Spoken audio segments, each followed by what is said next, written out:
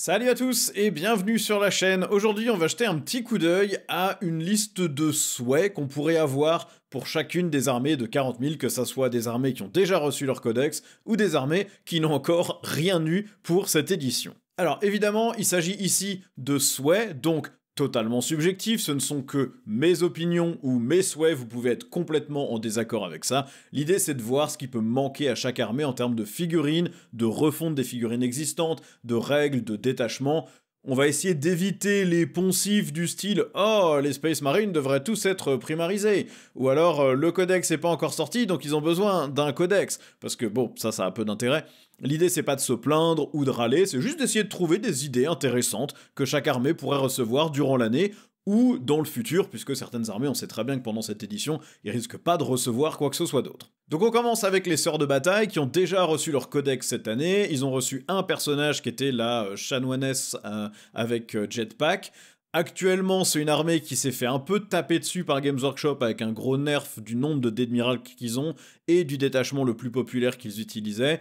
Maintenant, en utilisant le site 40K Stats, qui est géré par les développeurs de l'application Tabletop Battles, elles ont actuellement 43% de taux de victoire depuis la data slate sur 1465 parties. Alors attention, ce taux de victoire, c'est pas un taux tournoi, c'est le taux de victoire des parties qui ont été renseignées dans l'application Tabletop Battles, qui est une appli qui permet de suivre ses statistiques et la progression de sa partie, de compter les points de victoire, de noter quel secondaire on a fait, etc.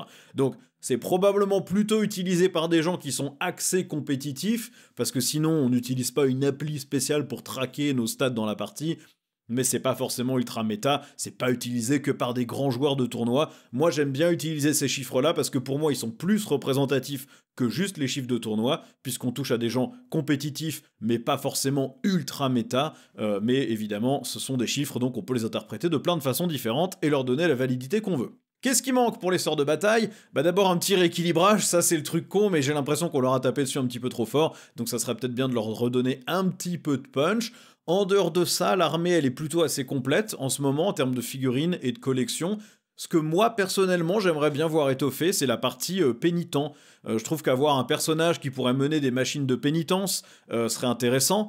Donc une espèce de perso, une espèce de pénitent suprême peut-être, ou une espèce de sœur supérieure pénitente qui pourrait mener des Repentia ou qui pourrait mener des arcoflagellants. Je trouve que ça serait intéressant. Une chanoinesse en armure parangon qui ne soit pas un personnage nommé, je pense que ça manque. Actuellement, on a que Morvenval, mais on n'a pas de personnage générique qui ferait le travail que ferait Morvenval avec un moindre coup en points et des règles un peu moins fortes qui permettraient de varier un petit peu. Je pense que ça serait bien.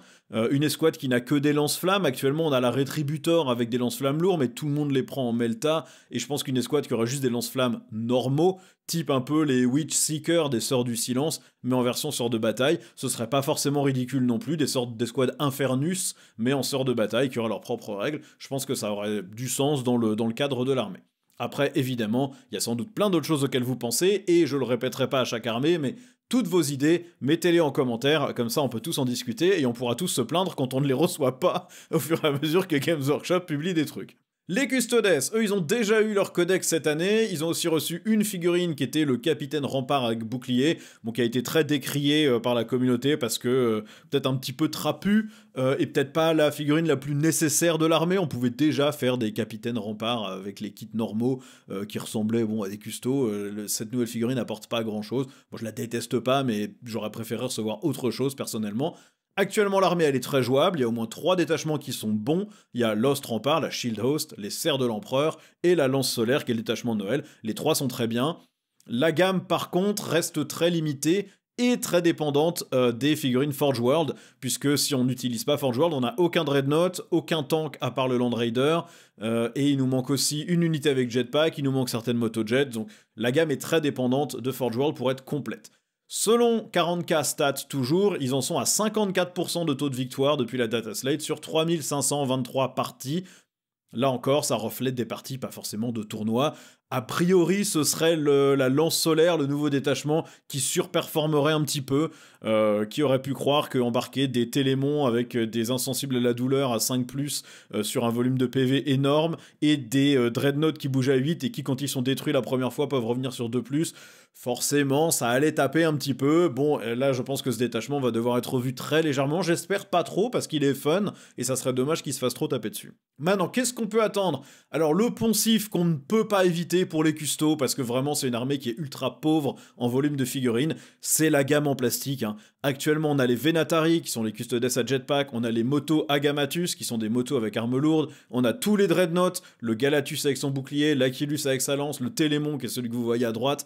Tout ça, c'est du Forge World. On a le tank Caladius, qui est le tank unique des custos. Forge World seulement. Les Pallas, qui sont des espèces de petits speeders, c'est du Forge World. Les volants, les Ares et Orion, ils sont gigantesques, c'est que de la résine. Globalement, je pense pas que tout fera le saut vers 40 000. Il y en a une partie qui sera refaite, je pense, pour les Résidorus, puisqu'ils sont en train de refaire toute la gamme du jeu et Résidorus, mais en version plastique. Je pense qu'on aura ça aussi en custo, et je pense ils feront une exception pour les custos, et ils porteront une partie des figurines hérésie vers 40 000, mais probablement pas toutes. Maintenant, si on veut pas parler de ce poncif, on peut aussi mentionner juste l'extension des Sœurs du Silence. Actuellement, elles ont un seul kit, sans compter le personnage nommé, qui fait que 3 unités, plus un rhino qui est le rhino générique. Ils n'ont pas de kit spécial pour le rhino, vous achetez un rhino normal ou un rhino sort de bataille pour le décorer un peu. Je pense qu'il faut étendre cette gamme aussi. Moi, personnellement, les Sœurs du Silence ne m'intéressent pas du tout en Custodes. J'en ai parce qu'on en a besoin pour faire des secondaires, mais c'est à peu près tout. Je trouve que c'est pas une partie intéressante de l'armée. Moi, je veux jouer des bonhommes en armure ou des dames en armure. D'ailleurs, on va pas rentrer dans le débat. Moi, j'en ai rien à fiche complètement que mon custo soit un homme ou une femme. Je veux juste pas que ça soit des Sœurs du Silence parce que ces figurines-là m'intéressent pas du tout.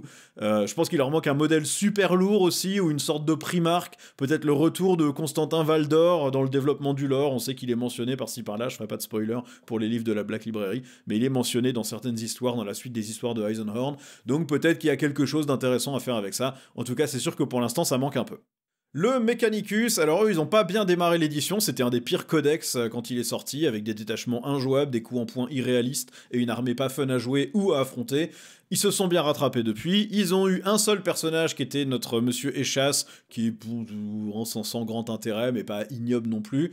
Actuellement l'armée est très jouable, un détachement de Noël qui marche très bien, voire potentiellement pourrait être un petit peu trop fort. La gamme est assez large, plutôt moderne. Moi, de toutes les armées que je joue, le Mechanicus, c'est ma préférée en termes de visuel. Je trouve que les figurines sont incroyables. Faut aimer peindre, mais ce qui est mon cas, mais c'est compliqué. Maintenant, selon 40K stats, ils en sont à 46,8% de taux de victoire sur 1500 parties. Là encore, c'est pas que du tournoi, mais le taux de victoire est honnête. Qu'est-ce qu'il leur manque? Alors ce que tout le monde veut depuis toujours dans cette armée, c'est les automates de l'Hérésidorus, les Domitars, comment ils s'appellent, les Calix, etc., les engins de siège, tout ça, tout le monde les veut, hein, bien sûr, on voudrait les Talaxis, on voudrait des trucs comme ça, ça n'a aucune chance d'arriver dans un futur proche, ça a été confirmé par Games Workshop, ils n'ont pas du tout de plan pour prendre ces unités et les mettre dans Warhammer 40 000. Ce qui est plus plausible que l'armée puisse recevoir dans le futur, ce sera plutôt des unités axées culte Mechanicum. Il y a déjà beaucoup de Skitari, mais il n'y a pas beaucoup de culte. Dans le culte, il nous manque les Myrmidons, qui sont des espèces de prêtres, de technoprêtres avec des grosses armes lourdes greffées. On a les Sécutors, qui sont le même équivalent, mais avec des armes de corps à corps. Ces deux-là, ils sont mentionnés dans le lore de 40 000. Ils existent toujours, à la différence des automates dont la construction a été perdue sur les 10 000 ans depuis l'hérésie. Eux, les Sécutors, les Myrmidons, ils sont toujours là, ils existent toujours. C'est des sectes du Mechanicus. Donc avoir ces figurines serait pas irréaliste, même si elles ont une variante à l'Hérésidorus, il pourrait y avoir une variante pour 40 000, ça serait pas un problème. Des packs de serviteurs de combat, pourquoi pas aussi, hein, les serviteurs ont disparu de la 10e édition, hein, tous les codex qui y avaient accès les ont dégagés, mais un pack de 10, 20 serviteurs en mode on a pris des gars lobotomisés, on leur a mis des armes de base et on les balance au combat en chair à canon, ça serait marrant d'avoir des packs un peu de grosse infanterie de masse. Alors je pense que ça serait pas marrant dans cette édition parce qu'on a déjà joué toute l'édition avec une armée ultra massive sur la table qui coûte très cher en euros. Maintenant je pense quand même que ça sera une édition sympa dans le lore de cette armée là. Pour l'Astra Militarum, alors ils viennent de recevoir un codex qui est franchement pas mal du tout, hein. J'ai analysé les détachements et les unités. Merci d'ailleurs de vos retours très positifs sur ces vidéos, et puis de vos commentaires qui m'ont un peu éclairé aussi sur l'usage de certaines unités et sur le niveau de puissance de certaines fiches d'unités. Donc c'était très très intéressant à lire de la part des joueurs Astra. La majorité des détachements du codex semblent jouables, voire même bons. Ils ont aussi reçu toute une gamme d'escorts de Krieg, donc ça c'est très cool parce que c'est moi en tout cas personnellement mes gardes impériaux préférés. Maintenant, à voir comment les détachements et les coups en poing s'articuleront dans le futur. La gamme, elle est déjà très riche pour la garde impériale. Il y a beaucoup, je crois qu'il y a 64 unités. Ça doit être une des armées les plus populeuses après les Space Marines, je pense. Peut-être au même niveau que les Eldar et encore, peut-être même mieux. Selon 40K Stats, pour l'instant, ils en sont à 47,8% de taux de victoire depuis la data slate sur 3000 parties. Évidemment, tout ça, ça va changer avec le nouveau codex, avec les nouveaux détachements, avec les mises à jour de coups en poing. Toute l'armée a pris une petite hausse de coups en poing aussi, a priori. Donc évidemment, ces stats-là sont pour l'instant pas très représentatifs de ce que sera le nouveau codex. Maintenant, qu'est-ce qu'il leur manque? Alors moi, je vais quand même aller taper sur le Lehman Russ. Je trouve que le châssis, il est très vieux. De mémoire, j'ai pas l'impression qu'il ait été retapé du tout depuis que j'ai commencé à jouer. J'ai commencé quand j'avais 9 ans, j'en ai maintenant 37. Le Lehman Russ, c'était le même qu'à l'époque, hein, on a toujours le même. Il n'a pas changé à ma connaissance. On a vu ce que ça pouvait donner des nouveaux Lehman Russ avec les kits Hérésidorus, qui certes ne sont pas vraiment utilisables en l'état parce qu'ils n'ont pas les armes de côté et ils n'ont pas les mêmes options d'armes sur la tourelle non plus, mais un petit peu plus détaillé, un petit peu plus de rivets. Bon, il y a un truc à faire avec le châssis du Lehman Russ qui est un peu vieillot, probablement la chimère aussi et les châssis chimères. Maintenant, à mon avis, ce qu'il faut voir dans le futur, c'est plutôt une extension des régiments. Là, on voit que Games Workshop a très bien séparé les Cadiens, avec état-major, armes lourdes, infanterie, des Catachans et des Krieg, qui ont ces trois mêmes unités, état-major, armes lourdes, infanterie. Je pense que ça veut dire qu'à terme, on va avoir une refonte des Catachans, des Catachans, comme vous voulez le prononcer, avec une nouvelle troupe, avec des nouvelles escouades d'armes lourdes, un nouvel état-major, et du coup, pourquoi pas espérer aussi avoir les mêmes triptyques pour des Mordiens, pour des Vostroyens, pour des Talarn, pour des Valallans. Voilà, il y a plein de régiments qui ont déjà eu des figurines en métal à l'époque, qui pourraient recevoir des figurines en plastique, ça serait super cool. Ils auraient vraiment à vendre, honnêtement, que 2 kits. Un kit pour l'infanterie, un kit pour l'état-major, et puis ensuite juste un petit kit d'upgrade, un 3e petit kit d'upgrade qui vous permet de mettre vos personnages commandants de tank avec la bonne tête, qui vous permet de mettre les bonnes figurines devant les armes lourdes et sur les socles d'artillerie. Vous auriez pas besoin de racheter une boîte d'artillerie vostroyenne, juste un kit vostroyen qui vous donne les figurines à mettre sur la figurine d'artillerie. Ça serait pas mal. Pas besoin de règles spéciales même, juste les figurines qui vous permettent de les représenter comme vous voulez, comme des Cadiens, des Catachans, ce que vous voulez. Ça serait assez cool, et je pense que c'est une bonne direction. Vu comment Games Workshop a découpé la gamme, je pense que ça peut arriver. Les Chevaliers Gris, alors eux ils attendent toujours leur sortie pour la 10e édition. Ils ont reçu un très bon détachement de Noël, comme vous pouvez le voir ici sur l'affiche. Et on n'a pour l'instant aucune indication officielle sur la date de leur sortie et ce qu'ils pourraient recevoir dans le futur. Selon 40K Stats, ils ont 47% à peu près de taux de victoire depuis la data slate sur 2149 parties. Évidemment, ce dont ils ont besoin, c'est une refonte complète de la gamme, puisqu'ils sont toujours en échelle anciens Marines, même pas en échelle revue comme les vétérans de la Death Watch qui... Concrètement, si vous les mettez côte à côte avec des Primaris, sont pas ridicules. Non, ils sont encore plus petits que ça. Ils sont à la vieille échelle avec des Space Marines qui font des squats, qui ont des grosses têtes, des grosses mains et des petits bras et des petites jambes. Ils sont vraiment pas élégants. Les figurines sont très détaillées, elles sont très propres, les kits sont pas moches. Mais vraiment, ils collent pas du tout avec la taille actuelle du jeu. Et quand vous les mettez côte à côte avec des Space Marines récents, ils sont vraiment pas beaux. Là, vous voyez sur la droite, c'est une conversion que j'ai trouvée sur internet d'un chevalier gris un peu primarisé. Bon, c'est sûr que voilà, les proportions sont un petit peu meilleures. Ça, je pense qu'on peut pas y échapper pour les chevaliers gris. Avant même d'imaginer prendre une nouvelle unité, il faut refaire la gamme pour la mettre à la bonne taille. Ce dont ils ont besoin, c'est plutôt un nouveau mécanisme de magie. Les Grey Knights, c'est censé être des Psykers, et comme les Thousand Sons, les Thousand Sons, eux, ils ont leur point de culte, là, leur point de cabale, qui leur permet de lancer des vrais sortilèges. Je pense que les Grey Knights, ils bénéficieraient largement d'avoir ce type de truc aussi, plutôt que la magie ultra diluée qu'on a en 10e édition. Moi, personnellement, je suis pas pour le retour de la phase psychique, mais je suis pour le retour de pouvoirs psychiques qu'on pourrait choisir, et qu'on lancerait comme des aptitudes au milieu d'une phase ou d'une autre, pas forcément dans une phase dédiée. Je trouve que ça serait un vrai bonheur de retrouver ça, et je pense que les Chevaliers Gris vraiment ont besoin d'une règle d'armée qui leur redonne accès à ça pour redonner de la saveur à l'armée, ça c'est sûr. Après, pourquoi pas en termes de figurines, différencier un peu les modèles Space Marine plus génériques, les véhicules Space Marine auxquels ils ont accès, type le Land Raider, avoir un kit d'upgrade pour le transformer en Land Raider Grey Knights, c'est pas ridicule non plus, le Dreadnought Vénérable, des choses comme ça, si ça reste dans la gamme, bon, leur donner accès à une manière de les personnaliser un peu pour qu'ils ressemblent plus au reste de l'armée, serait pas idiot. Les agents impériaux, alors eux c'est actuellement probablement la pire armée du jeu en termes de puissance et en termes de jouabilité ou rejouabilité. Ils ont reçu leur codex en tant que nouvelle armée pour 40 000, ils ont aussi reçu une nouvelle figurine pour l'inquisiteur Koteas qui a pas été très bien reçue parce que clairement elle est moins bien que l'ancienne, donc c'est un peu dommage. Le détachement de Noël qu'ils ont reçu est clairement nul sur le papier, sur la puissance, il peut être fun à jouer, mais il est vraiment pas bon du tout. L'armée, par contre, a beaucoup de choix en termes de kits, parmi les sœurs de bataille, parmi les différentes kill teams qui existent dans le jeu, kill team, donc les brécheurs, les espèces de CRS avec fusil, avec bouclier, certaines unités Deathwatch, des chevaliers gris, les rock traders. L'armée est super fun au concept. Moi, j'ai acheté le codex. Je joue, j'ai pas encore joué cette armée, mais je prépare une armée agent de l'Imperium parce que je suis fan de l'idée derrière elle. Par contre, faut être honnête, c'est pas une armée qui gagnera quoi que ce soit aujourd'hui. Elle est à peu près 40% de taux de victoire depuis la data slate, sur 175 parties seulement, ce qui en fait probablement une des armées les moins jouées de tout le jeu. Évidemment, du coup, à ce niveau-là de partie, c'est pas représentatif. Alors, qu'est-ce qu'on peut attendre pour eux? Bah, surtout une refonte des règles. Là, faut être honnête, ce dont ils ont besoin, c'est d'abord d'avoir une règle d'armée. Je rappelle qu'actuellement, si vous jouez cette armée en tant qu'armée, pas en tant qu'allié dans une autre armée Imperium, vous n'avez pas de règle d'armée. Vous n'avez aucun bonus d'armée. Là où les Space Marines ont le serment de l'instant, avec relance des touches et +1 pour blesser, les agents impériaux n'ont rien. Ils ont aussi besoin d'un boost de puissance sur la majorité de leurs fiches avec une hausse des points. L'armée, c'est beaucoup de petite infanterie qui tire avec des armes type bolter de premier-né, même pas bolter de primaris. Vous pouvez faire très mal à de l'infanterie en termes de volume, mais par contre, vous ferez jamais rien à ce qui est endurance 5 ou plus dans cette armée. L'armée a besoin de faire plus mal que ça. Et je pense que ce qui serait bien pour cette armée, ce serait la capacité d'allier des unités impériales de toutes les factions. Pas de jouer cette armée agent de l'Imperium comme les autres armées peuvent piocher dedans, mais aussi de pouvoir jouer cette armée en mode je pioche dans les autres armées.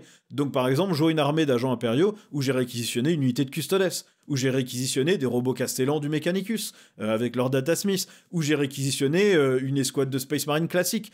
Un mécanisme d'allié, mais dans l'autre sens, je pense que ça serait crucial pour rendre cette armée viable, sans lui inventer de nouvelles unités. Après, en termes de figurines, on n'a toujours pas de figurine d'inquisiteur, on a celle que vous voyez sur la droite, qui est celle de Warhammer+, mais pour l'instant, elle n'est pas dispo pour tout le monde. Bon, elle est très classe, je pense que ça sera trop cool de la voir, surtout si elle peut avoir une petite fiche d'unité spécifique, c'est trop bien. Je pense qu'avoir un tank ou une unité anti-tank spécifique à l'armée est aussi obligatoire. Actuellement, il n'y a aucun moyen de gérer les véhicules ennemis dans cette armée, sauf si vous arrivez à les charger avec des vétérans Deathwatch avec des marteaux, ou si vous alliez un chevalier impérial ou des armigères, ce qui est dommage, parce que vous jouez l'armée qui est censée être alliée aux autres, et vous êtes obligé d'aller piocher dans les alliés pour faire quelque chose. Bon, c'est pourquoi pas, après tout, c'est un peu la mécanique que je proposais, mais...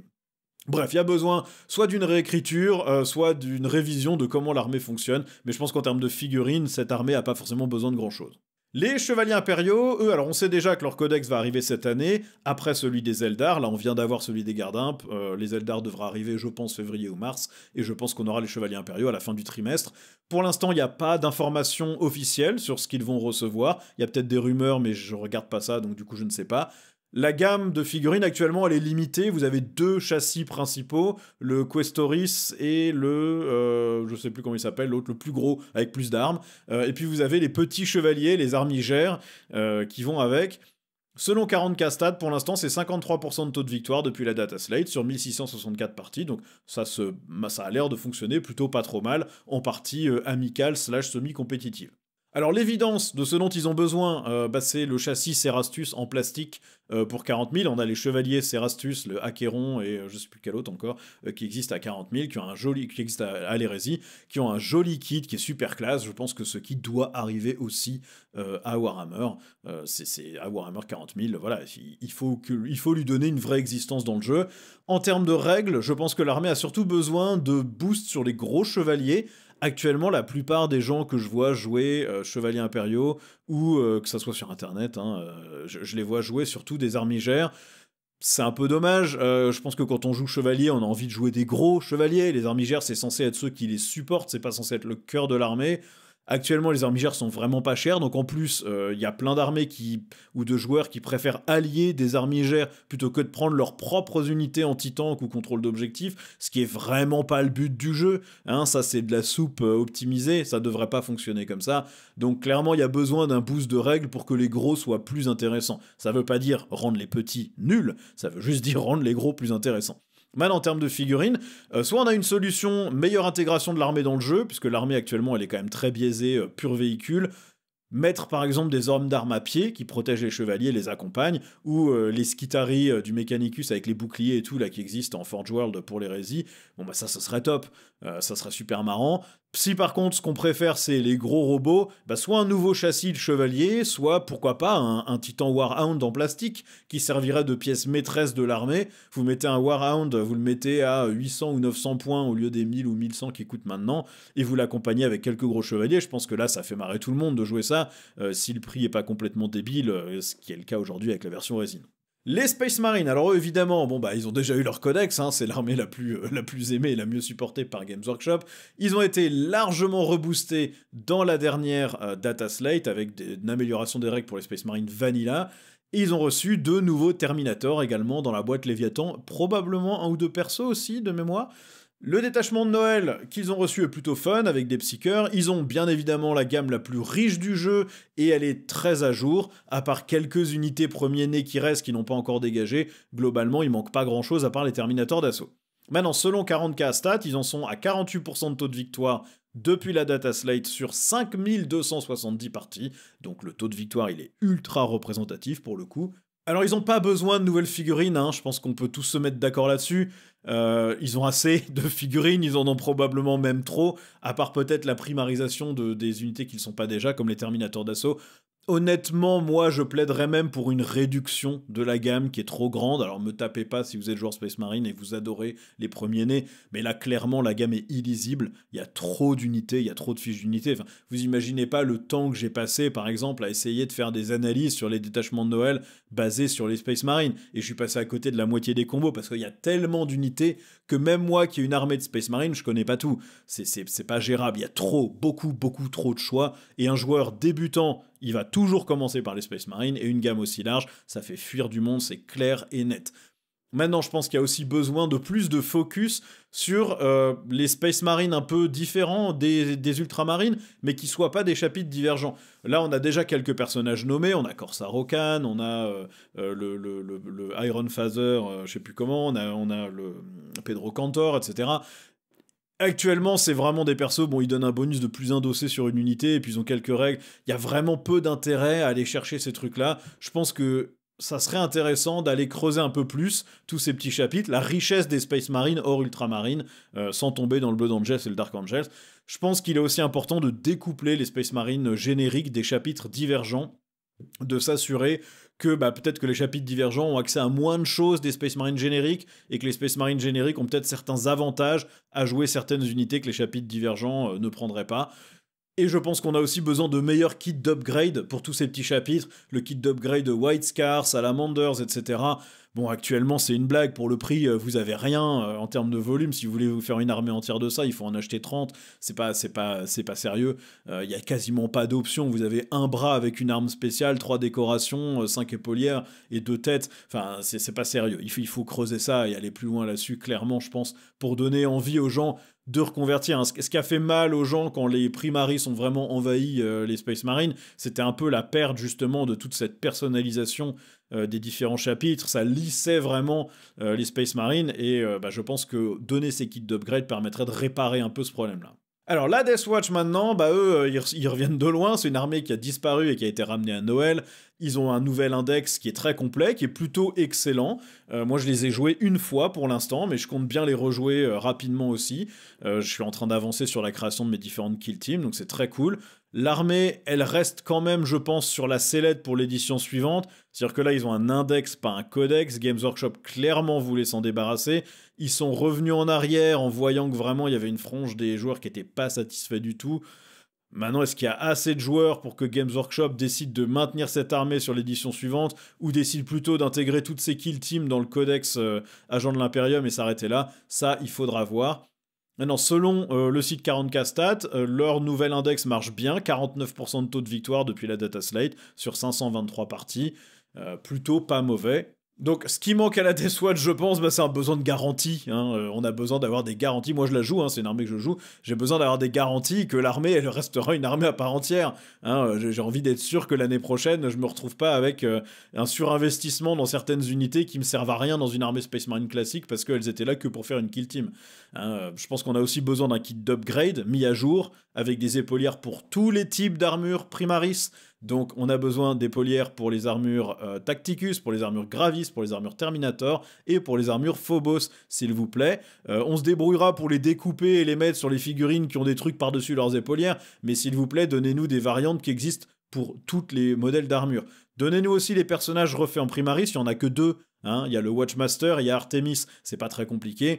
Les vétérans Deathwatch, ils sont pas ridicules aujourd'hui. Les bras, de toute façon, les têtes, les packs dorsaux sont ultra faciles à adapter sur un corps de Primaris. Donc, si vraiment vous voulez les primariser, vous pouvez le faire vous-même. Mais avoir un kit qui serait officiellement primarisé serait pas ridicule. D'autant plus que le nom de la Deathwatch, c'est souvent des Kill Team. Vous avez un jeu qui s'appelle Kill Team, qui devrait probablement avoir une boîte qui contient une Kill Team de la Deathwatch à un moment ou à un autre, et qui du coup, c'est la bonne occasion pour refaire tout ça au propre.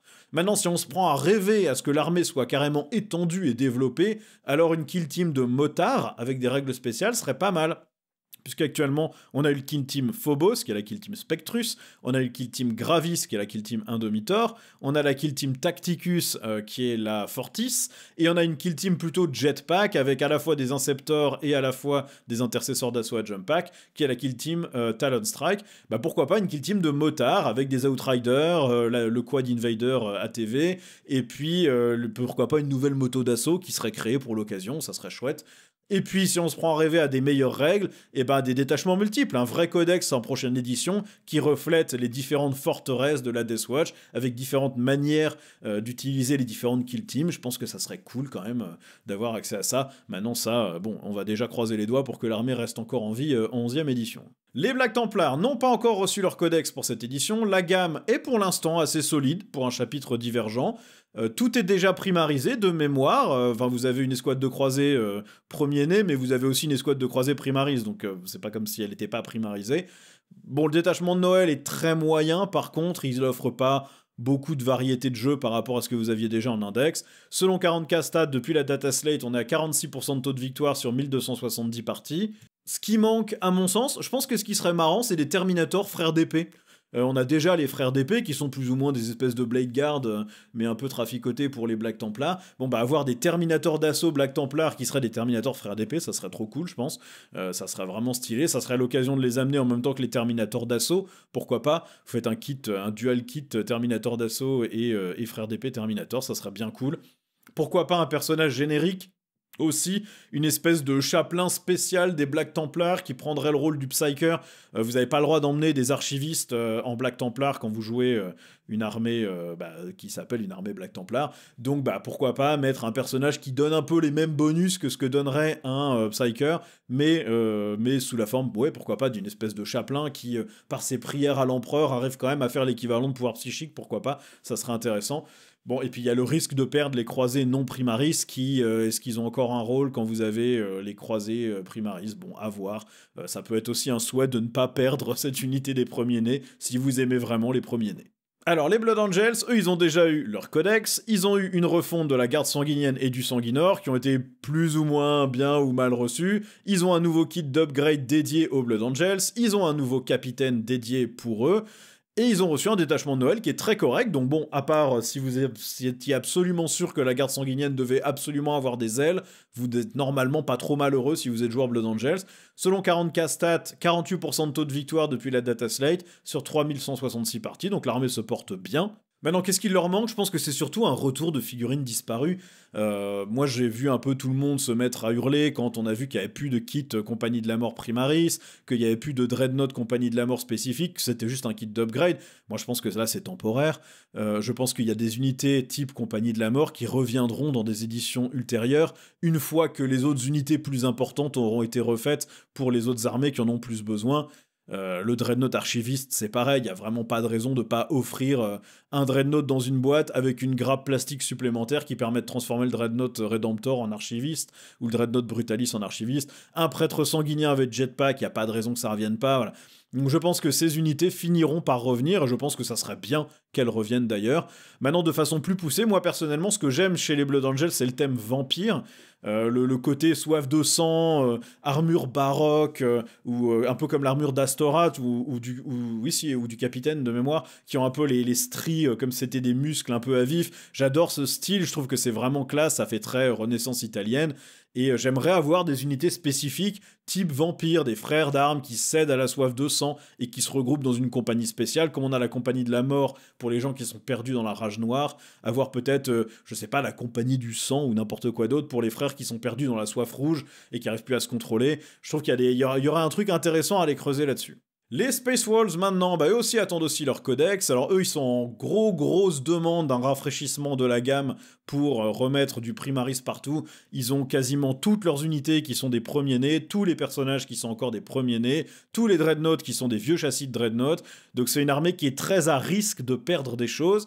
Ils ont reçu un détachement de Noël qui était franchement moyen, moins, voire mauvais. Et selon 40K Stats, ils sont à peu près 45% de taux de victoire depuis la data slate sur 1283 parties. Bon, maintenant, en plus d'une refonte Primaris de la plupart de leurs unités, et l'espoir de ne pas voir la moitié des unités et personnages nommés disparaître parce que Games Workshop a la flemme, et d'avoir juste un vieux kit d'upgrade, je pense que ce qui serait sympa à voir, c'est un Dreadnought châssis Redemptor, mais piloté par un Wolfen, un Dreadnought un peu en mode loup-garou géant, ou en règle générale, juste des Dreadnought Space Wolf bidouillés avec un kit spécial d'amélioration, ça serait super cool, pour vraiment refléter le côté sauvage et barbare de l'armée. Maintenant, il y a aussi beaucoup de rumeurs qui pointent vers le retour de Lehman Russ. Games Workshop a insisté de manière relativement lourde sur les Space Wolves depuis le début de cette édition, avec des trucs, au moment où ils parlaient d'autres choses, sans aucun rapport, ils mentionnent, où ils font une capture d'écran, où ils font un post qui mentionne un personnage Space Wolf, etc. Lehman Russ, c'est un des Primarques où on sait qu'il n'est pas mort, il est juste parti se balader dans le Warp quelque part. Il y a des chances qu'il puisse revenir, pourquoi pas, d'autant plus que Magnus est revenu et que c'est son grand ennemi juré. Pourquoi pas avoir une espèce de duo, comme on a pu avoir le retour du lion pour les Dark Angels, le retour de Lehman Russ à la fin de l'édition serait pas complètement ridicule, avec une bonne refonte de l'armée. Pourquoi pas, c'est un truc qu'on peut anticiper, peut-être pas en 10e, peut-être en 11e édition, mais il y a de fortes chances que ça soit un des prochains Primarques qui débarque, et ça sera l'occasion de refaire l'armée au propre. Et enfin, pour l'Imperium, on a les Dark Angels. Alors eux ont déjà eu leur codex qui, de mémoire, a été assez mal reçu quand il est sorti, parce que coût en points un peu élevé, et puis règles pas forcément merveilleuses. Ils ont reçu par contre une des plus belles unités du jeu à mon sens, qui sont les compagnons du cercle intérieur, ceux que vous avez à droite, là ils sont magnifiques, je les trouve incroyables, on retrouve vraiment cet aspect baroque et gothique des Space Marines que moi je trouve super.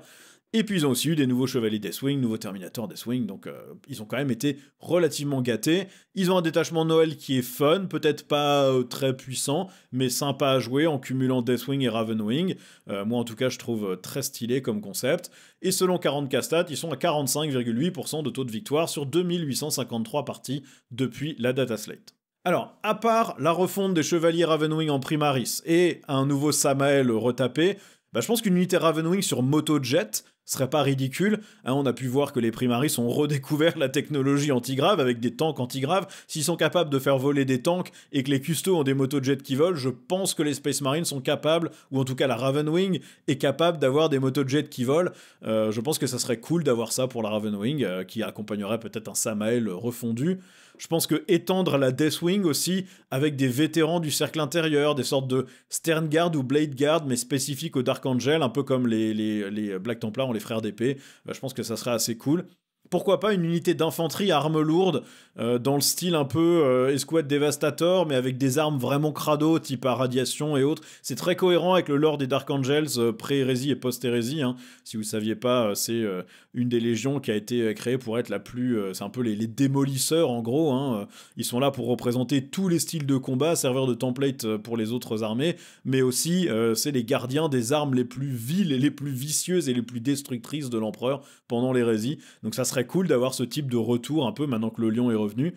Et puis pourquoi pas plus d'unités basées sur les déchus qui ont été pardonnés, tous ces Dark Angels qui ont trahi à la fin de l'hérésie d'Horus et qui sont maintenant réintégrés petit à petit dans les compagnons du cercle intérieur. Bon, bah avoir d'autres unités basées sur ce lore-là serait assez cool aussi, je pense. On passe aux Xenos, on commence avec les Eldari. Alors leur codex, eux, est en route, il devrait arriver après celui de la Gardimbe, donc probablement courant février ou début mars.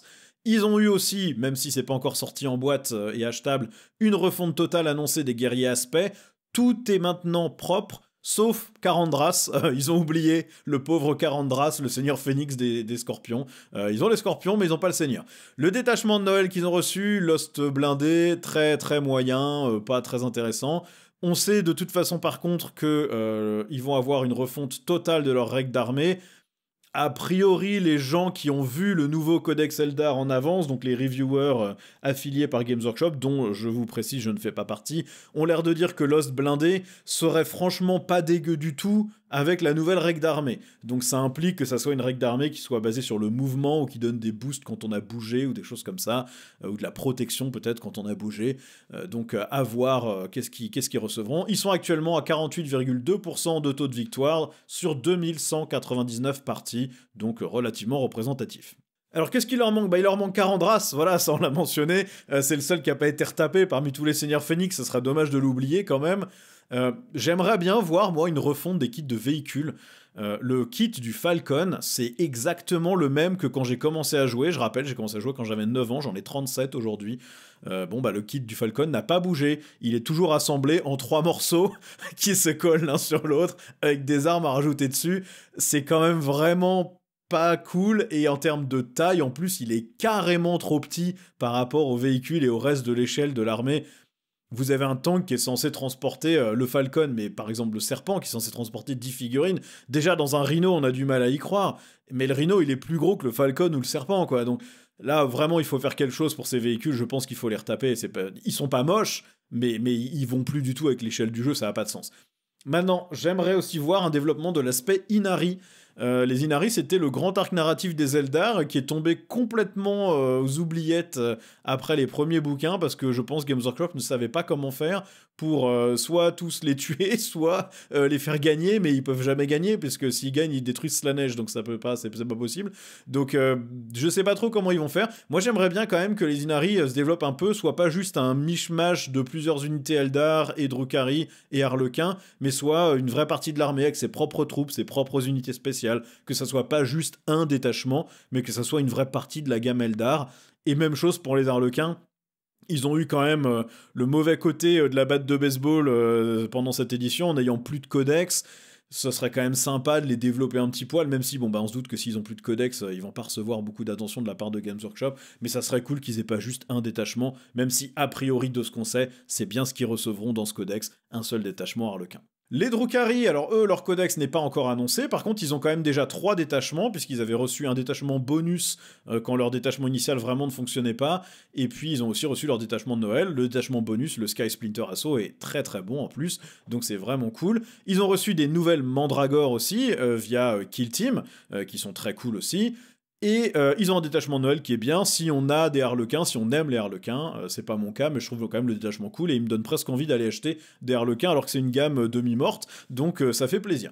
Maintenant, selon 40K Stats, ils en sont à peu près 48,9% de victoire sur 1170 parties, donc pareil, relativement représentatif. Maintenant, c'est probablement l'armée qui a le plus besoin de nouvelles figurines, la gamme est à l'abandon le plus total par Games Workshop. Les Eldar pouvaient éventuellement se plaindre à peu près autant que nous. Là, c'est plus possible. Il n'y a pas d'autre armée qui est aussi peu représentée que les Drukhari, à part peut-être la Deathwatch qui s'est fait kick, mais voilà, ça va pas du tout. Les grotesques ne sont plus produits, Urien Rakar, c'est un des personnages nommés, n'est plus produit, le Tantalus, qui est notre seul super lourd, est en Forge World et risque de dégager, comme toutes les unités Forge World ont été quasiment toutes dégagées, le Belluaire ou Beastmaster n'est plus produit, on n'a toujours pas de pièces maîtresses plastiques, il nous manque notre perso nommé, connu, Asdrubal Vect. Il y a plein de morceaux qui manquent. L'Archonte que vous voyez sur la droite, il a besoin d'être tapé. La pose est juste pas acceptable du tout. Tout le monde le convertit tellement c'est pas possible. Les Hélions n'ont pas de personnages qui peuvent les mener. Les motos n'ont pas de personnages qui peuvent les mener. Donc avoir quelque chose qui fait ça, ça serait bien. Une unité de corps à corps basée sur les fléaux, mais donc avec des ailes ou des jetpacks, mais qui va taper, ça sera assez cool aussi. Il y a plein de choses qu'on peut faire, mais je pense que clairement, avant même d'envisager de donner une nouvelle unité, il faut juste retaper tout ce qui était en résine Finecast et faire des nouveaux kits plastiques pour ça. Et après, le reste, on verra. Là, vraiment, on a juste tous les joueurs Drukhari trop peur que la moitié de l'armée parte aux oubliettes et soit parfaite. Rassurez-nous d'abord en nous donnant des jolis kits plastiques et puis on verra le reste après. Les orques, alors eux, ils ont eu un des meilleurs codex de l'édition qui a été rapidement nerfé, notamment sur la petite problématique de la Green Tide qui avait juste beaucoup trop de corps, beaucoup trop résistants sur la table et qui revenait trop facilement. Maintenant, l'armée reste quand même assez cool à jouer. Ils ont reçu des nouveaux casse-tanks, chasseurs de tanks en kill team, donc avec une nouvelle unité complète qui saute corps à corps et une refonte de l'unité qui existait déjà avec les lance-roquettes et pistolets lance-roquettes. On a eu aussi un nouveau Big Mech, donc on peut pas dire qu'on n'ait pas été gâté cette édition-là. Je dis on parce que je joue les orques. Le détachement Noël qu'ils ont reçu est très cool et potentiellement très fort. Hein. Il a déjà gagné 5 tournois relativement importants avec des listes basées sur la brigade tactique, avec des listes plutôt surprenantes en plus, où on voit des mecs qui jouent des gens, des orques lance-flammes, qui donnent du coup la relance des blessures aux personnages qui les accompagnent. Enfin, des trucs assez marrants qui vont dans le sens inverse du jeu, où on donne le bonus à un personnage en l'accompagnant d'une petite unité pas chère, plutôt que de donner un bonus à l'unité en l'accompagnant d'un personnage pas cher. Donc plutôt funky. Selon 40K stats, c'est à peu près 48% de taux de victoire sur 2979 parties, donc une armée qui s'en sort très bien. Maintenant, les kits orcs sont quand même très vieux maintenant, il y a une grosse partie qui mériterait vraiment d'être tapée.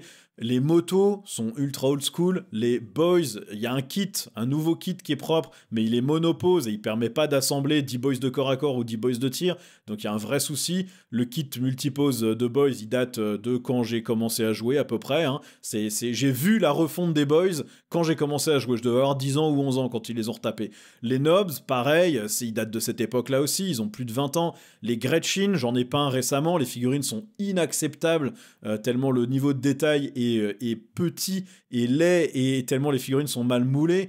Les Lutas sont pas top, les Burna Boys sont pas top, les Frimeurs sont moyens, les Meganobs, le Big Mech en méga armure, le Medico, le Bizarre Boy, le Warboss, tout ça, ils sont pas inutilisables ou hideux, mais ils montrent vraiment leur âge, ils sont un peu petits, enfin voilà, clairement, ils auraient besoin d'être tapés. Je pense aussi que ça serait marrant de développer un peu le côté grotte ou Gretchen de l'armée. Actuellement, on n'a qu'une unité de Gretchen ou les Kilakan, qui sont des véhicules grottes. Je pense que ça serait cool d'avoir les tanks grottes, qui étaient unités Forge World, mais de les obtenir en plastique et qui soient partie du codex.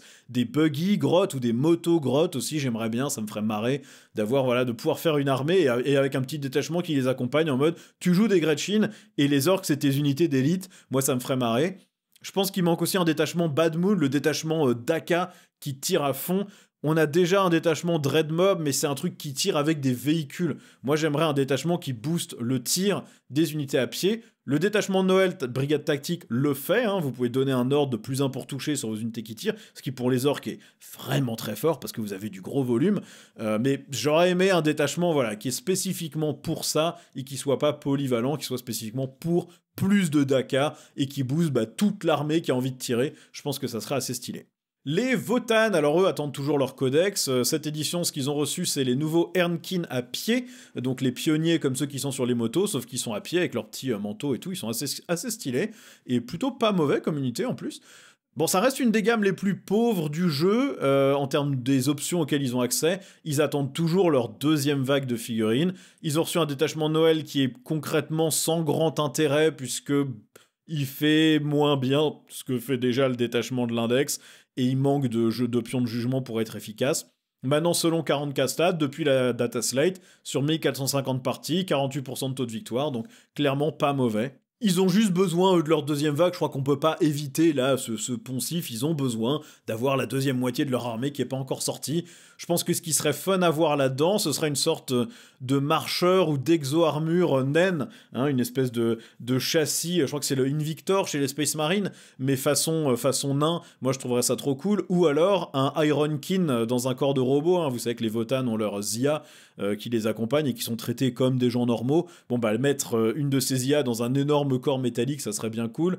Pourquoi pas des batteries d'artillerie flottantes en mode overcraft, genre vous prenez un peu le châssis d'une moto, vous le rendez plus gros, plus lourd et vous mettez une grosse arme portative dessus, je pense que ça serait assez cool. Une unité de jetpack, il y en a un exemplaire dans la Kill Team pour le jeu Kill Team, donc pourquoi pas en faire une unité complète. Il y a plein d'inspirations à prendre chez les squats de Necromunda qui certes sont une gamme séparée, c'est des Votan mais bon qui sont intégrés dans les mondes ruches et qui vivent pas que avec leurs congénères, mais je pense qu'il y a des trucs assez fun de ce côté-là. Pourquoi pas des nains de corps à corps, des nains avec bouclier et marteau, pourquoi pas des hélicoptères, des sortes de gyrocoptères antigraves, pourquoi pas un train, voilà, il y a plein de choses qu'on peut aller chercher dans les stéréotypes des nains de Warhammer Fantasy et dans des choses pas trop irréalistes qu'on a déjà dans d'autres armées. Donc moi j'ai hâte de voir ce qu'ils vont proposer pour les Votan en deuxième partie d'armée, j'espère que ça sera pour cette édition. Maintenant, les Tyrannides, alors eux aussi ont déjà eu leur codex depuis le début de l'édition, comme les Space Marines, hein, ils ont eu à peu près en même temps. Ils ont reçu pas mal de nouveaux modèles, refonte de certaines troupes, nouveaux monstres, donc ils sont pas à plaindre. C'est aussi une des gammes les plus riches et les plus à jour de 40 000. Ils ont reçu un détachement de Noël qui est loin d'être mauvais, potentiellement fun. Et selon 40K stats, à peu près 50% de taux de victoire, presque 51, sur presque 4000 parties. Donc voilà, c'est une armée qui sort très bien son épingle du jeu et qui a en plus vu un de ses détachements remis au goût du jour avec la data slate, hein, c'est le détachement d'assimilation qui est maintenant carrément jouable.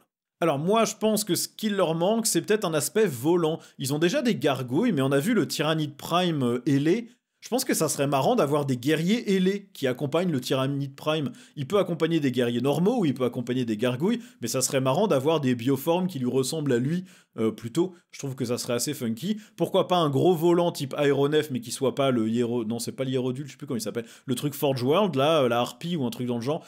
Ça serait bien d'avoir ça, mais en plastique. Il manque aussi d'une espèce de super lourd qui soit pas Forge World, une espèce d'ultra lisque de StarCraft, je pense. Si vous voyez un peu le Stone Horn pour les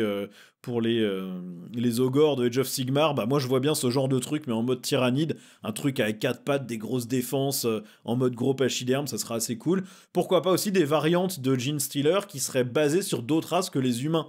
Le Genestealer, il est très clairement adapté à parasiter les humains. Moi, j'aimerais bien voir la tronche d'un Genestealer qui parasite des taux, qui parasite des orques. Voilà, avoir des bioformes différents, ça me ferait marrer de détendre un peu ce côté de l'armée, un peu d'infiltration, avec du coup peut-être qu'ils ont moins de bras, ou que c'est des bras plus musclés, ou qu'ils sont un peu plus petits, ou un peu plus costauds, qu'ils ont développé plutôt des trucs qui tirent, ou je sais pas, ça serait marrant, je trouve, à explorer. Les cultes Genestealer, alors eux aussi ont eu leur codex, ils ont eu leur nouveau personnage, le Benefictus, et ils ont aussi reçu une grosse refonte de leur mécanique de récursion, donc qui leur permet de ramener des unités au fur et à mesure qu'elles sont détruites, puisqu'on est basé sur des points de résurgence, au lieu d'avoir des jets de dés qui étaient très aléatoires, potentiellement fun, mais potentiellement aussi très rageant, soit pour l'adversaire, soit pour vous, en fonction de la chance ou de la malchance. Ils ont une gamme qui est assez moyennement étoffée, il y a beaucoup de personnages, je pense que c'est une armée qui n'a pas besoin d'avoir plus de persos, c'est une armée qui a besoin d'avoir plus d'unités. Ils ont reçu un détachement de Noël qui est potentiellement fun, si vous avez des tyrannides, hein, si vous n'avez pas de tyrannides c'est nettement moins intéressant, et selon 40K stats, ils sont à 53% de taux de victoire depuis la data slate sur 1330 parties, donc à voir, est-ce que justement il n'y a pas des trucs qui ont été un petit peu trop boostés pour eux. Je vois pas trop pourquoi soudainement ils deviendraient vraiment très forts, puisque au contraire j'avais l'impression qu'ils allaient peut-être manquer de points de résurgence, mais à voir ce que ça donne. Moi, ce que j'aimerais voir pour cette armée, c'est accentuer sur les 3 thèmes principaux de l'armée. On a le thème insurgé ou guérilla, donc j'aimerais bien voir des unités d'armes lourdes volées, des petits mineurs, mais avec des lance-roquettes ou avec des grosses armes lourdes volées, des équipes d'armes lourdes garde impériale, peut-être des kits de conversion, j'ai écrit conversation, des kits de conversion bien sûr, pour les Brood Brothers qui soient plus poussés, qui permettent de prendre d'autres unités garde imp et de les convertir pour qu'elles ressemblent à des trucs parasités par les Genestealers. Le deuxième thème que je voudrais voir accentuer, c'est la mutation. On a les aberrants qui sont super cool, vous pouvez en voir un sur la droite. Moi j'aime beaucoup ces trucs-là, je les trouve très classe, et j'aimerais en voir d'autres, peut-être plus gros, peut-être un peu de la taille d'un Primarch, ou de la taille d'un des anciens Dreadnought, un truc vraiment costaud, genre le Mutant Prime, ou un truc dans le genre, j'aimerais bien voir ça. Et puis le thème ouvrier ou mine, mineur, ça serait sympa aussi, ouvrier de mine, avec plus dans un chantier, des bulldozers, des camions de transport, des trucs comme ça. C'est déjà un thème qui est poussé dans l'armée, j'aimerais qu'il soit bien développé aussi. Donc il y a, je pense, plein de pistes pour enrichir cette armée, en dehors de leur donner juste un personnage avec une grosse tête. Les Nécrons, eux aussi, ont déjà eu leur codex, alors ils ont un peu été emmerdés par des gros soucis d'équilibrage sur la moitié de l'édition. Quand c'était l'index, c'était les packs de 20 guerriers qui étaient juste increvables et absolument l'enfer du fun à affronter. Ensuite, ils ont eu les spectres Canoptech qui étaient juste beaucoup trop résistants et qui revenaient tout le temps et qui se barraient et tout. Ils ont eu un problème avec le détachement Hypercrit. Bref, ça a été... Games Workshop a vraiment lutté pour les équilibrer, les rendre fun et intéressants à affronter. Ils étaient fun à jouer, mais ils étaient vraiment pénibles à affronter. Ils ont reçu un nouveau personnage qui est cette espèce de seigneur dont j'ai oublié le nom, qui est en train de se matérialiser avec sa cape un peu presque numérique, qui est un personnage très cool. Maintenant, les Nécrons, ils ont une gamme qui est plutôt complète. Il y a quelques pièces à changer, à mon sens. Les Cétanes, il y en a plein, les Cétanes ou Ctan ou Cétan ou Ctan, comme vous voulez. Hein, le nom de ma chaîne ne marche en blague que si vous prononcez Ctan. Je pense que la plupart doivent être retapés. Hein. Aujourd'hui, ils ont quand même vraiment vieilli. Et puis surtout, les socles et les figurines sont beaucoup trop petites pour leur profil de dégâts. Quand vous avez un profil type Nightbringer, vous pouvez pas le laisser sur le socle qui fait... c'est quoi? C'est la même taille que celui du Big Mech Orc actuellement, un truc dans le genre, ou la taille du dessus. C'est juste pas acceptable. Il doit avoir un socle de la taille d'un Primarch parce qu'il fait des dégâts et de la puissance de la taille d'un Primarch. Donc il faut les refaire pour qu'ils soient à la hauteur de l'échelle du jeu. Les destroyers légers, même problème, ils sont vieux, c'est encore ceux qui ont les petits tubes transparents verts qui, moi, me font kiffer parce que j'ai découvert les Nécrons, hein, à l'époque où ils ont sorti les premières figurines en métal qui étaient cadeaux dans un White Dwarf. C'était même pas une armée à l'époque, il y avait juste une fiche d'unité dans le White Dwarf. Moi, c'est une armée que j'adore, je déteste les affronter, mais j'adore leur tronche. Et les destroyers légers, ils sont un peu de cette époque-là, quoi. Hein. C'est la deuxième variante de cette unité qui a pas été refaite depuis très longtemps, il faut les retaper.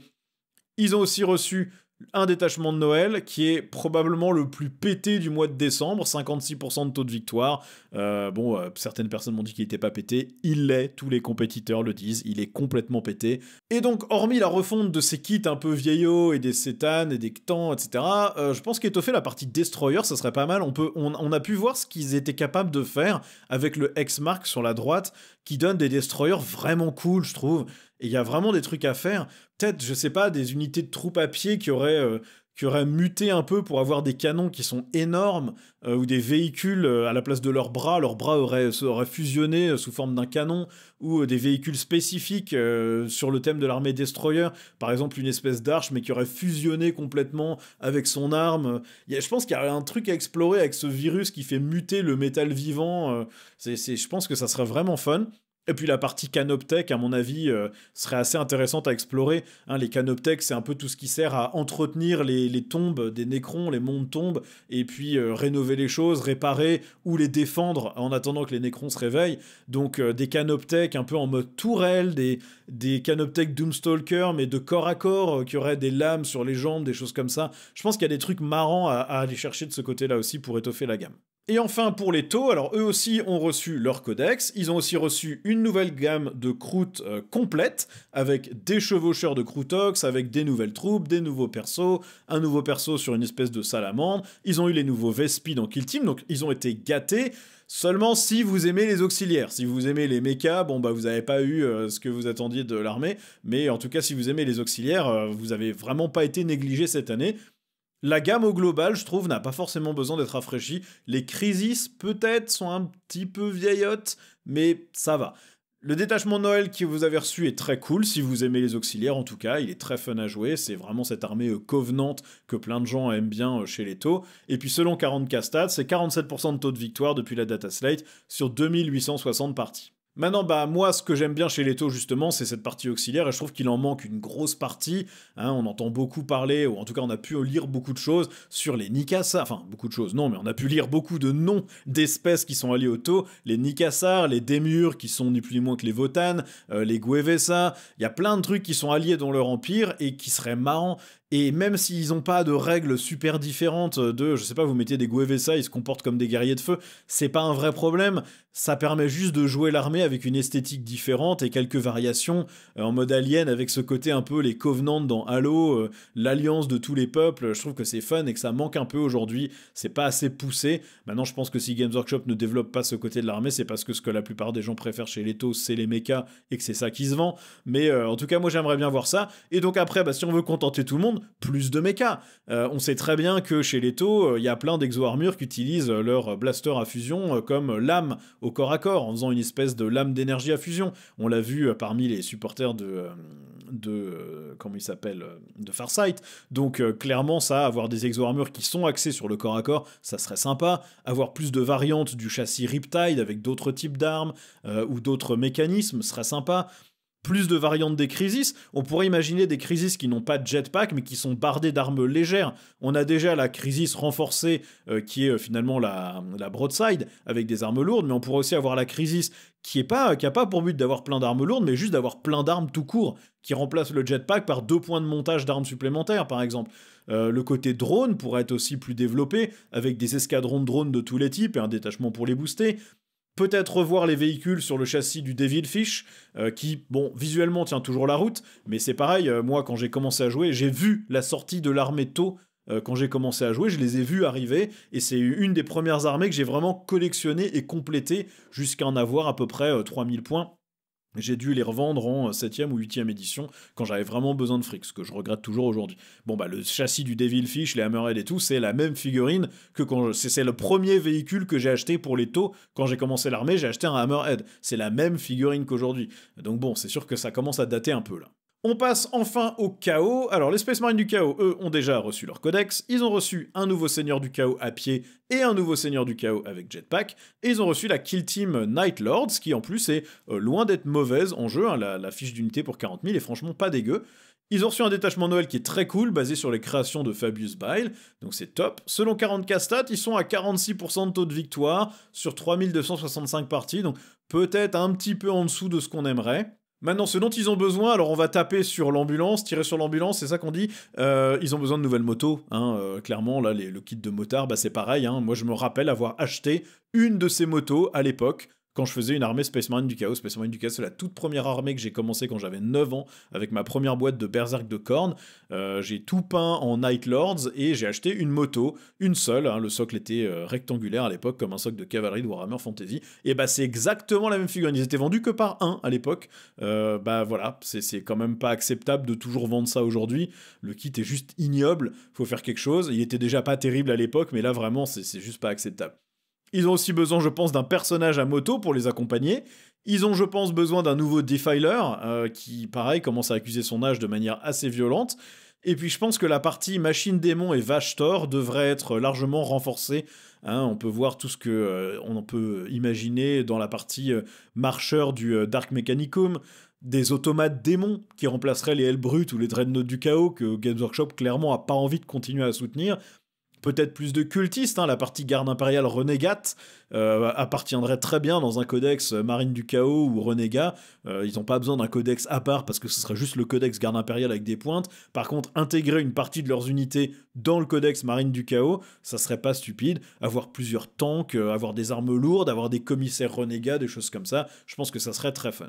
Ensuite, on a la Death Guard, qui eux aussi n'ont pas encore de codex. Hein. Ça, c'est de toute façon le thème récurrent pour le chaos. C'est la grande allégeance, on va appeler ça comme ça, qui a été le plus négligé en 10e édition jusqu'à présent. Et on verra pourquoi. Il y a une chance très probable qu'il y ait une raison très particulière pour que le chaos arrive en dernier. Ils n'ont rien gagné cette année pour l'instant, en figurine ou quoi que ce soit. Ils ont juste eu un détachement de Noël qui est ok, sympa si vous aimez aligner de l'infanterie. La gamme de figurines, elle est toujours bonne, elles sont détaillées, elles sont jolies, enfin jolies si vous aimez les tentacules et le vomi, mais elles sont classes, elles représentent bien l'armée. Selon 40K Stats, c'est une armée qui performe très bien, 54,7% de taux de victoire depuis la data slate sur 2900 parties, donc ça a l'air de bien tourner pour la Death Guard pour l'instant. Alors, qu'est-ce qu'on peut leur souhaiter je pense qu'il est inévitable d'avoir à court ou moyen terme une fusion avec les démons de Nurgle. Attention, ça veut pas dire que les démons de Nurgle ne seraient plus dans une armée démons du chaos spécifique, ça pourra arriver, mais c'est pas une garantie. Ça veut juste dire que ça serait vraiment étrange de ne pas voir les démons de Nurgle ajoutés dans un codex Nurgle. Ce sera pas un codex Death Guard, ce sera un codex Nurgle. Il y a plein d'indices, je vais pas revenir dessus, qui pointent sur le fait que c'est ça qui va se passer pour toutes les armées du chaos, ce qui expliquerait aussi que les armées du chaos soient un peu traitées en fin d'édition, en même temps que la sortie du codex Slaanesh, qui du coup permettrait d'avoir plus de codex démons et de fusionner tout. Maintenant, peut-être qu'ils garderont un codex démon à part entière, et que les démons feront juste leur apparition dans les légions correspondantes, en doublon de fiches d'unité qui seraient équilibrées à part. En tout cas, c'est sûr que pour la Death Guard, ça serait exceptionnel d'avoir accès à ça, non pas en alliés, mais comme des vraies unités à part entière, qui tirent parti de la règle d'armée, qui tirent parti de la règle de détachement. Bon, je pense que tout le monde préférait avoir ça. Maintenant, je pense qu'après, en termes de figurines pures Légion, si vous aimez les légionnaires, la Death Guard n'a pas de super lourd, ils ont un Primarch, mais ils n'ont pas de super lourd comme le Seigneur des Crânes de Khorne. Moi, j'aimerais bien voir des Marines à dos de mouches géantes, comme on peut avoir côté démon. Ça serait assez fun d'avoir des Space Marines avec des armes de tir montées sur le dos de grosses mouches. Pourquoi pas des espèces de destructeurs façon dévastateur avec des armes virales, de l'infanterie avec des grosses armes lourdes. Je trouve que ça serait vraiment cool aussi. Ils n'ont pas accès, genre les Havoc de la Death Guard.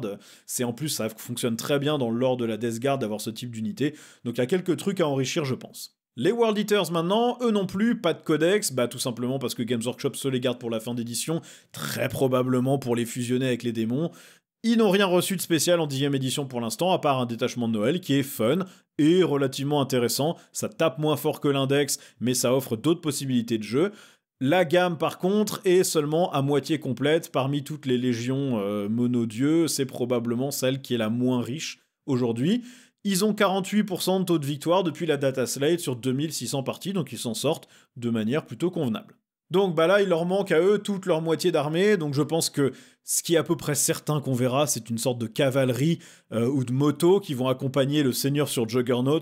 On a déjà les deux personnages sur Juggernaut, ça serait ultra étonnant de pas avoir une unité qui les accompagne. C'est, je crois, la seule unité du jeu où un personnage monté peut mener une unité à pied. Je pense qu'ils avaient prévu de sortir les Juggernauts et qu'il y a quelque chose qui s'est passé qui a fait qu'ils n'ont pas pu, ou alors les World Eaters se sont pas assez bien vendus, ou trop bien vendus et ils se sont dit on n'a qu'à vendre tout ce qui existe déjà et on vendra le reste après.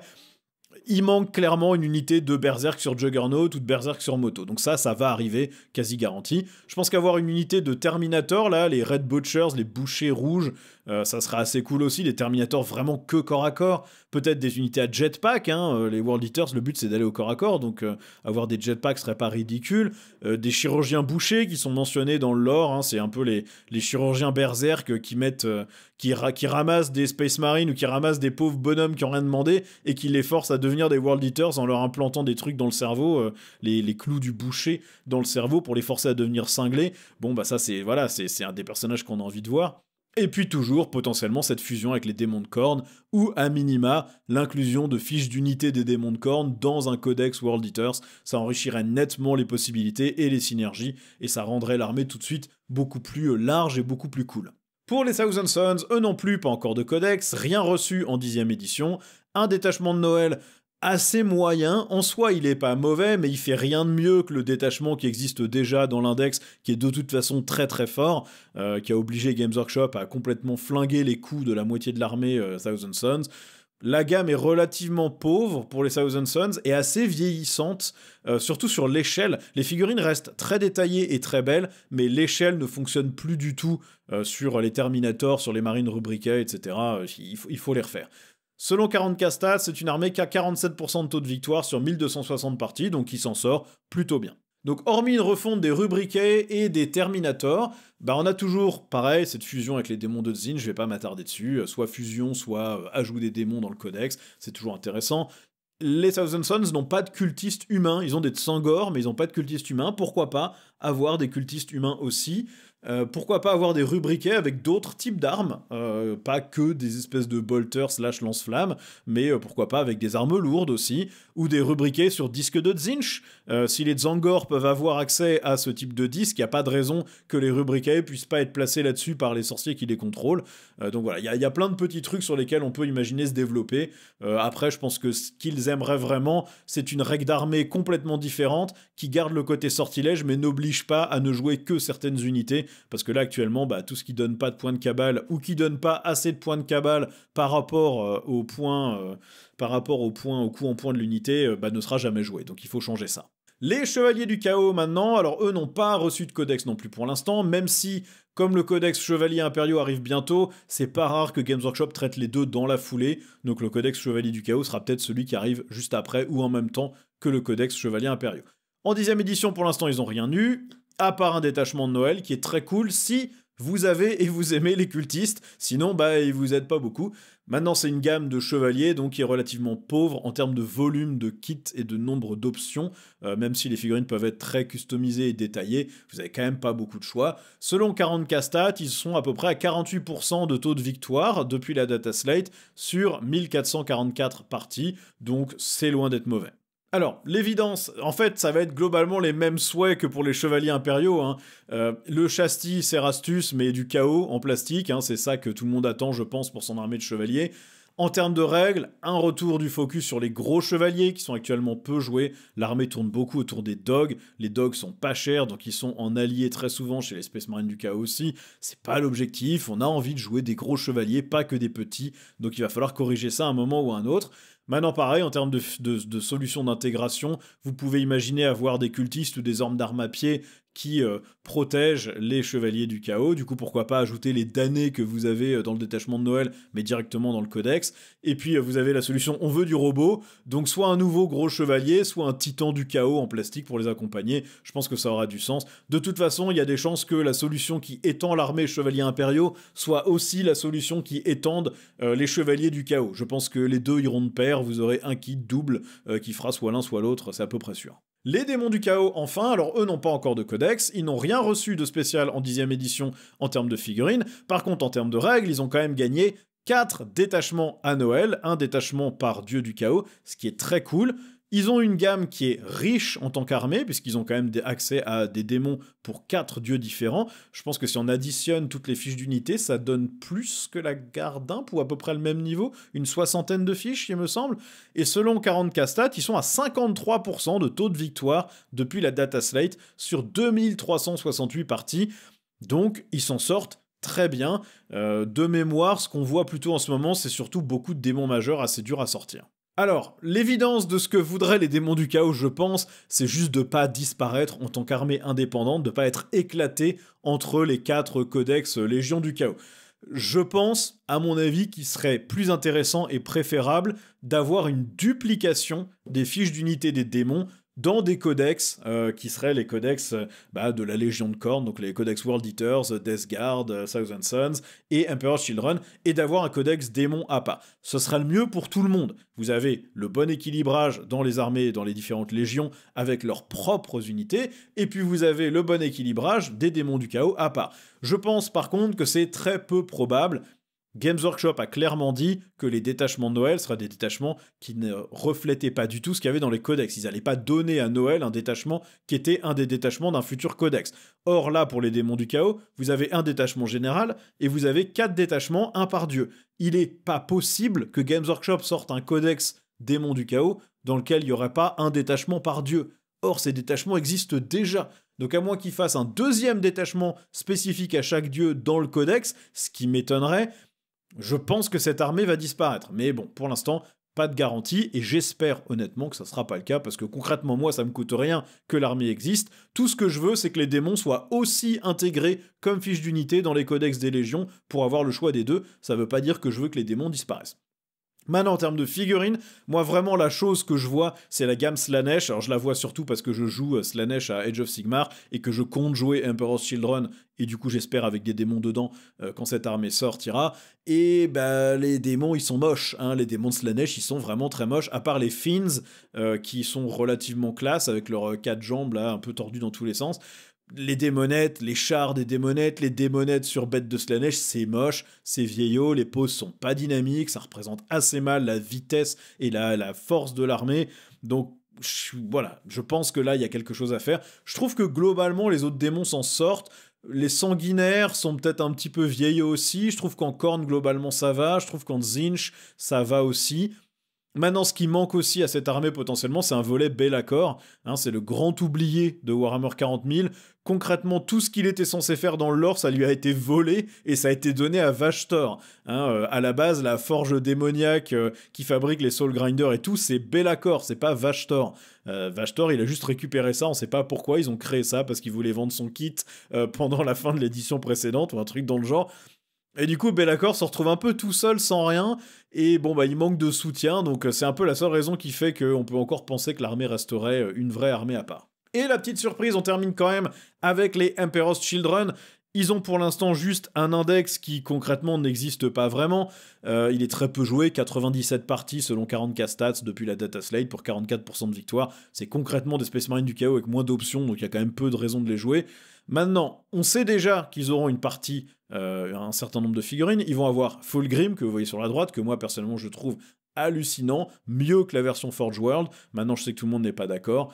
Moi, je le trouve juste ultra stylé. Par contre, je lui mettrai pas sa tête, je lui mettrai son casque. Il y a les Noise Marines, où on a déjà vu leurs armes, donc ça, on sait que ça arrive. Probablement un kit d'upgrade pour les Space Marines du chaos, avec des têtes spécifiques, des épaulières spécifiques, des armes spécifiques. Games Workshop l'a déjà montré. On aura aussi Lucius, on a vu sa silhouette pour annoncer le Las Vegas Open.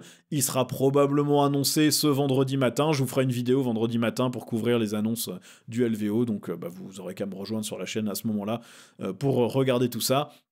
Maintenant, ce qu'il pourrait avoir, ce que les Emperor's Children pourraient avoir, en plus de ça, parce que là, ça fait pas une armée, des Terminator Phoenix, je pense, des Terminator spécifiques des Emperor's Children, peut-être des Space Marines en mode épéiste, pas en mode Space Marine de base, peut-être des cultistes aussi, quasiment toutes les légions renégates ont leurs propres cultistes.